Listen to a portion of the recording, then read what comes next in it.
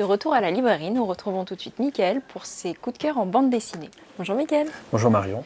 Ta première bande dessinée porte sur les héroïnes discrètes de l'histoire. Exactement. Le premier ouvrage que j'ai choisi de vous évoquer est celui de Pénélope Bagieux, qui s'intitule Culottée, paru aux éditions Gallimard. Alors dans cet album, Pénélope Bagieux dresse le portrait de 15 femmes qui, par leur courage, leur abnégation, ont su s'affranchir des contraintes sociales, culturelles, pour réaliser de grandes choses. Je pense à Agnodis, une gynécologue au temps de l'Antiquité, Clémentine Delay, la femme à barbe. Elles ont toutes pour point commun de piquer notre curiosité et de nous donner envie d'en découvrir davantage. Elles nous rappellent que le combat des femmes pour l'égalité homme-femme est un combat de longue haleine. Et la deuxième bande dessinée est le récit d'un otage, Histoire vraie. Exactement. Guy Delisle en est l'auteur. Alors c'est l'histoire de Christophe André, le responsable financier d'une ONG dans le Caucase, qui va être kidnappé et séquestré pendant 111 jours. Captivité qui va être marquée par la fébrilité permanente, l'angoisse, et puis aussi l'ennui et l'attente interminable.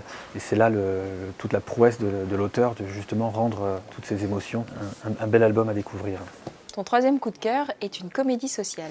Alors effectivement, ce troisième album est un peu plus léger que les deux premiers. Il s'agit de Accoucher dehors, paru aux éditions Bambou. Alors c'est l'histoire d'Amédée, un sans domicile fixe des bords de Seine, qui vit paisiblement avec ses acolytes Prie-Dieu et Merguez. Alors la vie d'Amédée va basculer le jour où il se voit léguer par sa tante décédée un joli pavillon dans la banlieue parisienne.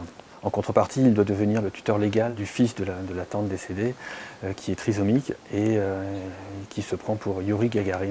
Les dialogues sont bien ciselés, on sent que les hommages à Audiard sont évidents. Bref, un album vraiment plein d'émotions et plein d'humanité. Et ton dernier coup de cœur est le lancement d'une revue pour les jeunes adultes. Voilà. Pour terminer, je voulais saluer la sortie de cette revue réalisée par la même équipe que la revue dessinée, qui connaît un beau succès. Le maître mot, c'est rigueur artistique et journalistique. On leur souhaite bon vent et le même succès que leurs aînés.